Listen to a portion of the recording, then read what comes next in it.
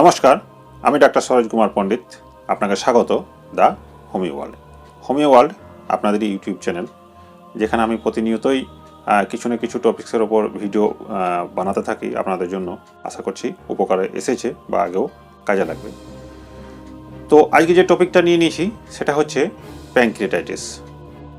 এই যে প্যানক্রিয়াটাইটিস কি, কেন হয়, প্যানক্রিয়াটাইটিস হলে কি কি লক্ষণ দেখা দিতে পারে, এটার সাথে কি কোনো ক্যান্সারের সম্পর্ক আছে কি না, প্যানক্রিয়াটাইটিস কত রকমের হতে পারে, এর কাজ কি, কি কি খাবো কি কি খাবো না, এই যে বিভিন্ন ধরনের কোয়েশ্চেন মানুষের মনের মধ্যে রয়েছে। এবং প্যানক্রিয়াটাইটিস নিয়ে অনেক মানুষের ভয়ও থাকে যে হয়তো একবার প্যানক্রিয়াটাইটিসে কোনো রোগ হয়ে গেলে বোধহয় আর সারে না।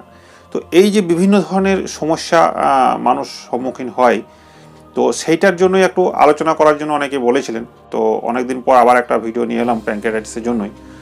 তো চলুন আলোচনা করি আজকে প্যানক্রিয়াটাইটিস নিয়েই, অর্থাৎ আমাদের যে অগ্নাশয় সেটা নিয়ে। তার আগে বলে নিই, আপনি যদি আমার চ্যানেলের প্রথম দর্শক হয়ে থাকেন তাহলে আপনাকে ধন্যবাদ, এবং যারা অনেক দিন ধরে আমার সাথে যুক্ত হয়ে রয়েছেন তাদেরকে অশেষ ধন্যবাদ। আর কি করবেন, ভিডিও চলাকালীন একটা লাইক অবশ্যই দেবেন যদি ভিডিওটা খুব ভালো হয়ে থাকে, এবং যদি ভিডিওটা কাজে লেগে থাকে বা মনে করছেন যে ভবিষ্যতে কাজে লাগবে বা লাগতে পারে অন্যান্য ভিডিওগুলো, তাহলে অবশ্যই সাবস্ক্রাইব করে রেখে নেবেন। আর যেটা করবেন সেটা হচ্ছে যে ভিডিও ডেসক্রিপশনে গিয়ে দেখবেন ওখানে একটা ফরম্যাট বানানো আছে। যারা অনলাইনে চিকিৎসা করাতে চান তারা ওই ফরম্যাটটা তুলে নিয়ে আমাকে হোয়াটসঅ্যাপে ছাড়তে পারেন। অনলাইন চিকিৎসা আপনার করা যাবে, অসুবিধা হবে না।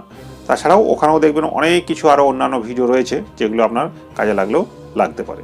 চলুন আলোচনা করি আজকের যে টপিক, সেটা হচ্ছে প্যানক্রিয়াস। অর্থাৎ প্যানক্রিয়াসটা কি? প্যানক্রিয়াসকে আমরা যেটা বাংলায় বলি সেটা হচ্ছে অগ্নাশয়। তো এই অগ্নাশয়টা কি? তো অগ্নাশয়টা বুঝলাম, ইংরেজিতে দেখে আমরা বলছি প্যানক্রাইটিস, ঠিক আছে। কিন্তু প্যানক্রিয়াটাইটিসটা কি, অর্থাৎ অগ্নাশয়ের প্রদাহ জিনিসটা কি? এটা হচ্ছে এই যে আমাদের অগ্নাশয় বললাম না, এটা যদি কোনো রকম ইনফ্লামেশন হয়ে যায় বা প্রদাহ হয়, তাকেই কিন্তু আমরা প্যানক্রিয়াটাইটিস বলি। এটি একটা গ্ল্যান্ড যা দেখতে মোটামুটি একটু লম্বা চ্যাপ্টা, দেখবেন আমি ভিডিওতে দিয়ে দিচ্ছি, দেখে নেবেন। আর কি হয়, এই যে আমাদের শরীর রয়েছে, ডান দিকে যে লিভার রয়েছে ঠিক বাঁ দিকে পেটের ঠিক নিচে, অর্থাৎ স্টোমাক যেখানে আছে তার নিচে এই প্যানক্রিয়াটাইটিসের বা প্যানক্রিয়াসের অবস্থান করে। তো এই তো গেলো প্যানক্রিয়াটাইটিস সম্বন্ধে আমরা একটু জানলাম। এর কাজ কি হয় আমাদের শরীরে? দেখবেন আমাদের শরীরে যতগুলো অঙ্গ প্রত্যঙ্গ আছে, অর্থাৎ মাথা চুল থেকে আরম্ভ করে পায়ের নখ পর্যন্ত সমস্ত কিছুরই সবারই সাথে একে অপরের লিঙ্ক থাকে, কেউ কিন্তু একা কিছু করে না। তাহলে এই যে প্যানক্রিয়াটাইটিস বা বলছি আমরা যে রোগটা বা প্যানক্রিয়াস যেটা বলছি, তো এর কাজ কি? প্যানক্রিয়াটাইটিস তো একটা রোগের নাম, প্রদাহ হয়ে গেল। তো কিন্তু প্যানক্রিয়াসের কাজটা কি হয়? দেখুন, এর কাজ অনেক কাজ আছে, তার মধ্যে থেকে মেনলি যে কাজ সেটা হচ্ছে দুটি। একটা হচ্ছে কি, এ শরীরে এনজাইম তৈরি করে, আর একটা কি করে, হরমোন তৈরি করে। এনজাইমটা কি করে? এনজাইম তৈরি করার কারণ হচ্ছে যে আমরা যে জিনিসগুলো খাই আমরা সেটাকে হজম করতে সাহায্য করে। আর হরমোন কি করে? হরমোন করে আমাদের শরীরে যে সুগার বা যে মিষ্টি যেটা বলি বা চিনি যেটা বলি, বা অনেক ক্ষেত্রে ডায়াবেটিসও বলে থাকি, সেটাকে সুগারটাকেও নিয়ন্ত্রণ করে রাখে। যেমন আমরা বলি না, ইনসুলিন বেরোয়, ইনসুলিন সুগারকে কন্ট্রোল করে রাখে। তো সেই ধরনের জিনিসগুলো দুটো করতে থাকে। কত প্রকারের হয় প্যানক্রিয়াস বা এই প্যানক্রিয়াটাইটিস? কত প্রকারের হয় দেখুন, এটা জেনারেলি দুটো প্রকারের মেনলি হয়। একটা হচ্ছে অ্যাকুট, একটা হচ্ছে ক্রনিক। তো আমি ছবিতে দেখিয়ে দিচ্ছি, দেখে নেবেন। প্যানক্রিয়াটিসটা ঠিক এই ধরনের একটু লম্বাটে হয়। এই জিনিসটা দুটো ধরনের হতে পারে এই ইনফ্লামেশনটা, সেটা হচ্ছে একটা অ্যাকুট, একটা হচ্ছে ক্রনিক। অর্থাৎ একটা হঠাৎ করে সাডেন হয়, আর একটা দীর্ঘদিন ধরে চলতে থাকে। এই ধরনের দুটো ভাগে ভাগ করা হয়। তো এই যে দু ধরনের ভাগ করা হলো, তো এই যে প্যানক্রিয়াটাইটিস হয়ে গেল, তার তো কোনো সাইন সিমটম থাকবে যেটা দেখে আমরা বুঝতে পারবো যে না, আমার প্যানক্রিয়াটাইটিস হয়েছে, বা ডাক্তাররা অনুভব করেন যে হ্যাঁ আপনার এটা হয়ে থাকতে পারে। সেটা জেনারেলি এটাকেও আমরা দুভাগে একটু ভাগ করে নিতে পারি। সেটা হচ্ছে দেখুন, একটা হচ্ছে যে বললাম অ্যাকুট প্যানক্রিয়াটাইটিস, একটা ক্রনিক প্যানক্রিয়াটাইটিস। যদি অ্যাকুট প্যানক্রিয়াটাইটিস হয়ে থাকে তাহলে তার কিছু সিমটম থাকে। যেমন ধরুন কি হতে পারে, একটা ওপর পেটে আপনার একটা ব্যথা থাকবে, এবং সেই ব্যথাটা ঠিক এই পেট থেকে আরম্ভ করে পিঠের দিকে চলে যাবে। এই দুটো জিনিস মেনলি থাকবে। তাছাড়া কি, পেটে যখন ব্যথা করবে আপনি হাত দিতে পারবেন না, অর্থাৎ টেন্ডারনেস থাকছে। আর কি হতে পারে, ফিভার আসতে পারে। যেগুলো অ্যাকুট প্যাঙ্কেটাইটিস হয় সেই সময়তে যদি প্রচণ্ড ব্যথা হয়ে যায় তো সেই সময়তে আপনার ফিভারও আসতে পারে। এই ফিভার নিয়ে অনেক কিছু আমার ভিডিও আছে বাচ্চাদেরকে নিয়ে, বড়োদেরকে নিয়ে, আমি আই বাটনে দিয়ে দিচ্ছি, আপনি দেখে নেবেন। তাছাড়া কী হতে পারে, পালসটা যদি একটু দেখা যায় তো একটু মনে হয় যেন দ্রুত চলতে থাকে। তো ফিভার যদি আসে তো এমনি পালস একটু বেশি হয়ে যায়। আর কি হতে পারে, অনেক সময় কারো প্রচণ্ড বমি হয় আর কারো বমি বমি ভাব থাকে।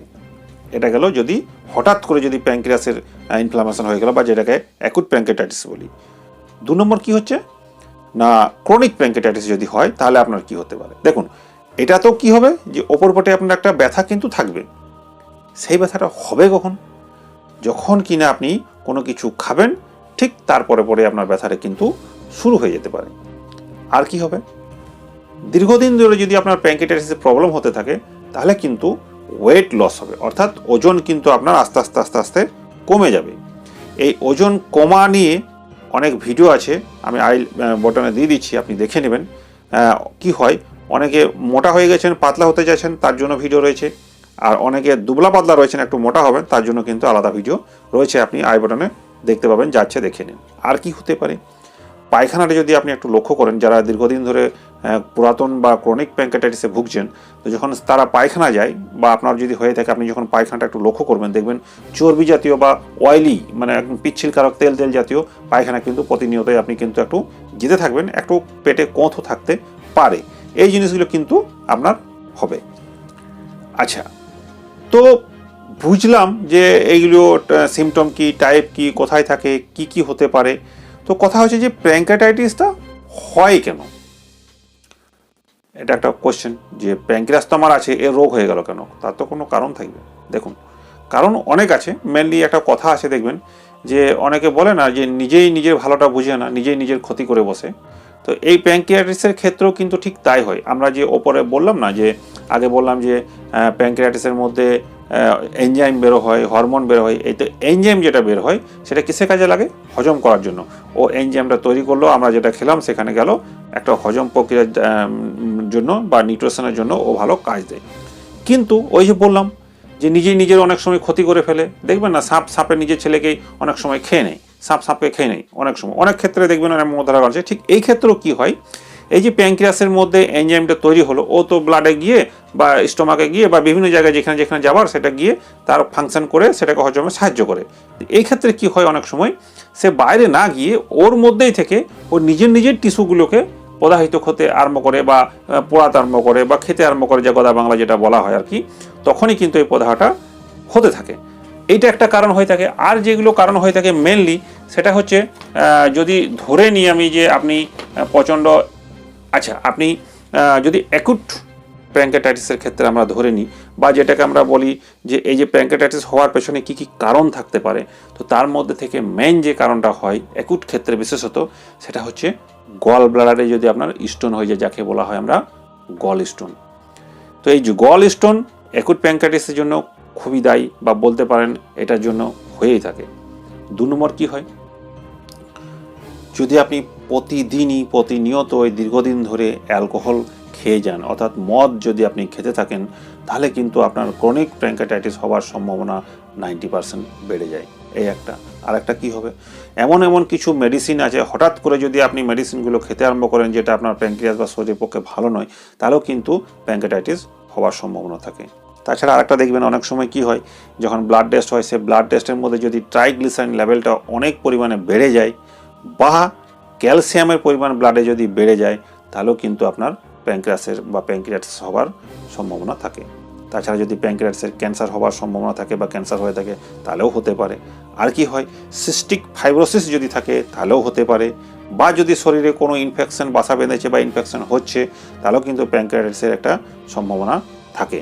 অনেক সময় দেখবেন হঠাৎ করে কি হলো, একটা পেটে ধাক্কা লেগে গেলো, ইনজুরি হয়ে গেলো, সেই ইনজুরি বা ট্রমার জন্য কিন্তু আপনার প্যাঙ্ক্রিয়াটিস হতে পারে। আর কি হয়, ওই যে বললাম, অতিরিক্ত যদি মোটাসোটা হন আপনি, অর্থাৎ ওবেসিটি যদি আপনার মধ্যে থাকে, তাহলেও কিন্তু আপনার প্যাঙ্ক্রিয়াটিস হওয়ার সম্ভাবনা থাকে। আরেকটা যেটা সচরাচর হয়, দেখবেন মামস হয়ে যায়, এইগুলো তো অনেক সময় ফুলে যায়, দেখবেন ব্যথা হয়, সেই মামস হওয়ার পরেও কিন্তু একটা ইনফেকশনটা প্যাঙ্ক্রিয়াসের মধ্যে চলে যায়, পরবর্তীকালে প্যাঙ্ক্রিয়াসের প্রবলেম শুরু হয়। তো এইগুলো একটা জেনারেলি কারণ হয়ে থাকে প্যাঙ্ক্রিয়াটিস হওয়ার জন্য। তাছাড়া যেগুলো রিস্ক ফ্যাক্টর হয়, অর্থাৎ এগুলো তো কারণ গেল, কিন্তু মেনলি যে রিস্ক ফ্যাক্টর হয় যেগুলোকে বলা হয় যে এইগুলোর মধ্যে থাকলে পরে কিন্তু প্যাঙ্ক্রিয়াসের ক্ষতি হতে পারে বা প্যাঙ্ক্রিয়াটাইটিস হতে পারে। যেমন কি আগেই বললাম, একটা অ্যালকোহল যারা খায় এই একটা। 2 নম্বর কি হতে পারে, যারা রেগুলার চেন স্মোকার, সিগারেট যারা চেন স্মোকিং করেন তাদের জন্য হতে পারে। যারা মোটাসোটা আছেন, ওবেসিটি আছে, তাদের জন্য হতে পারে রিস্ক ফ্যাক্টর। আর একটা কি, যারা ফ্যামিলিতে যদি কারো হিস্ট্রিতে থাকে যে প্যাঙ্ক্রিয়াটাইটিস হয়ে আছে, কারো হয়েছিল, মা বাবা দাদু দিদিমা, তাহলেও আপনারও হবার একটা সম্ভাবনা থাকে। এগুলো মোটামুটি তাহলে কি বললাম, মদ খাবার হ্যাবিট থাকলে যদি খান তাহলে হতে পারে। আরেকটা কি, যদি মানে কি বলবো, চেন স্মোকার যাদেরকে বলে, সিগারেট খাওয়ার যদি টেন্ডেন্সি থাকে প্রতিনিয়তই একদম প্রচুর পরিমাণ, তাহলে হতে পারে। আপনি যদি মোটাসোটা হন তাহলে হতে পারে। আর একটা ফ্যামিলিতে যদি আপনার থাকে তাহলেও কিন্তু আপনার হতে পারে। এই তো হলো রিস্ক ফ্যাক্টর বললাম। এবারে এর সাথে ধরুন অনেক দিন ধরে আপনার প্যাঙ্ক্রিয়াটাইটিস ক্রনিক ফর্মে চলে এসেছে, তো তার সাথে সাথে আর কি কমপ্লিকেশন হতে পারে, মানে এটা তো একাই হলো আর কিছু হবে না এমন তো নয়, এটা হওয়ার সাথে সাথে কিন্তু অনেক কিছু আরও হতে পারে। যেমন ধরুন কিডনি ফেলিওরের একটা সম্ভাবনা আছে। কিডনির অনেক কিছু ভিডিও আছে ফেলিওরের, দেখে নেন, আমি আই বাটনে দিয়ে দিচ্ছি, দেখতে পারেন। এটার সাথে যুক্ত কিডনির সমস্যা হতে পারে। আচ্ছা, শ্বাসকষ্ট হতে পারে, শ্বাসকষ্টর আপনার প্রচুর ভিডিও রয়েছে, আপনি দেখে নেন, আই বাটনে যাচ্ছে। তাছাড়া কি হতে পারে, সিউরোসিস্ট হতে পারে, মেটাবলিজম যেটা বলা হয়, বা যেটা মেল নিউট্রিশন, অর্থাৎ নিউট্রিশন ভালো হবে না, ওই যে বললাম ক্রনিকের ক্ষেত্রে আপনার ওয়েট লস করবে। তাছাড়া ডায়াবেটিস হবে, স্বাভাবিক প্যাঙ্ক্রিয়াটাইটিস যদি গন্ডগোল হয়ে যায়, প্যাঙ্ক্রিয়াসে যদি গন্ডগোল হয়, তাহলে ইনসুলিন ইমব্যালেন্স হয়ে যাবে, তাহলে কিন্তু আপনার ডায়াবেটিস হবে। সর্বশেষ আপনার কিন্তু তার সাথে সাথে প্যাঙ্ক্রিয়াটিক ক্যান্সারও হতে পারে, যেটা খুবই ভয়ঙ্কর। আচ্ছা, এতে গেলো কমপ্লিকেশন বললাম। এরপর যেটা বলার কথা, ডায়াগনোসিস করবো কী করে আমরা। দেখুন, অনেক সময় কী হয়, আপনার যখন পেটের কোনো গন্ডগোল হয়, গ্যাস অম্বল, পেটে ব্যথা, হঠাৎ করে কষ্ট হচ্ছে, তখনই কিন্তু আপনি ডাক্তারের কাছে যান। এবং যদি আপনি আমার কাছে আসেন, তাহলে আমি প্রথমে কী দেখবো যে কী জন্য এটা হচ্ছে, অর্থাৎ পেটে গ্যাস হয়েছে, ব্যথা হচ্ছে, টেন্ডারনেস আছে কিনা, এবং সেই ব্যথা পিঠের দিকে যাচ্ছে কিনা, এই একটা লক্ষণ দেখি প্যাঙ্ক্রিয়াটাইটিস। আর কি হয় দেখবেন, ওই যে বললাম যে অ্যামাইলেজ, সিরাম অ্যামাইলেজ বা লাইপেজ যেটা আছে, সেই লেভেলটা যদি স্বাভাবিকের থেকে 3-4 গুণ বেড়ে যায় ব্লাডে, তাহলেও একটা সম্ভাবনা থাকে বা থাকেই। আর একটা কী হয়, সিটি স্ক্যান করাতে পারি, এমআরআই করাতে পারি, বা আলট্রাসোনোগ্রাফি করাতে পারি। এগুলো থেকেও কিন্তু বুঝতে পারা যায় যে আপনার পেটের কী সমস্যা হয়েছে, বা ব্যথা কেন হচ্ছে, বা প্যাঙ্ক্রিয়াটাইটিস হয়েছে কিনা, বা প্যাঙ্ক্রিয়াসের কোনো গন্ডগোল হয়েছে কিনা। এই যেগুলো ডায়াগনোসিস। এরপর আসে মেডিকেশন বা মেডিসিন। দেখুন, অ্যালোপ্যাথিতে মেডিসিন অনেক রকমের ব্যবস্থা ওনারা করেন, অনেক সময় সার্জারি করাবার প্রয়োজন হতে পারে। কিন্তু যেহেতু আমি হোমিওপ্যাথি ডাক্তার, হোমিওপ্যাথিতে আমাদের এক মেডিসিন আছে, তো রোগ ভিত্তিক তো হয় না, সিমটম ভিত্তিক হয়। তো আমি সেই সিমটম ভিত্তিকই অনেক কিছু মেডিসিন আপনাদের সাথে আলোচনা করব পরের ভিডিওতে। কিন্তু হ্যাঁ, দয়া করে আপনারা কিন্তু কেউ নিজে থেকে মেডিসিন খাবেন না, ডাক্তারের শরণাপন্ন হয়েই খাবেন। জাস্ট এটা নলেজ শেয়ার করছি। পরের ভিডিওতে কিন্তু ব্রিফলি আপনার জন্য কী কী মেডিসিন কাজে লাগবে সেগুলো আলোচনা করব। ধন্যবাদ। যদি কোনো প্রশ্ন থাকে তো অবশ্যই কমেন্ট বক্সে গিয়ে আমাকে জানান, আমি উত্তর দিয়ে থাকি। দেখেছেন আপনারা, সবাইকে উত্তর দিই, আপনাকেও দেবো। ধন্যবাদ।